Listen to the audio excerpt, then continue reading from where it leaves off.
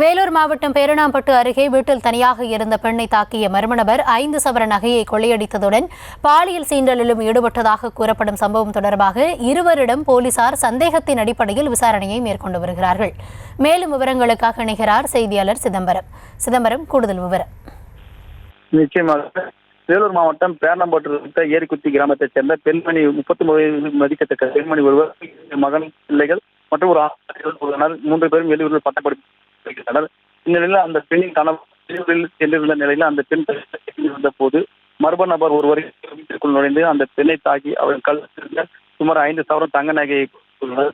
அவரை பாலியல் சீண்டலில் ஈடுபட முயன்றுள்ளார். அப்பொழுது அந்த பெண்ணின் அலறல் சத்தத்தை கேட்டு அக்கம் பக்கத்தினர் ஓடி வரவே மர்ம நகர் அங்கிருந்து தப்பி ஓடிவிட்டார். இதனையடுத்து காயமடைந்த பெண்ணை சிகிச்சைக்காக பேரணாம்பட்டு அரசு மருத்துவமனையில் அனுமதிக்கப்பட்டு அந்த பெண் புகாரின் அடிப்படையில் விவரங்களுக்கு நன்றி சிதம்பரம்.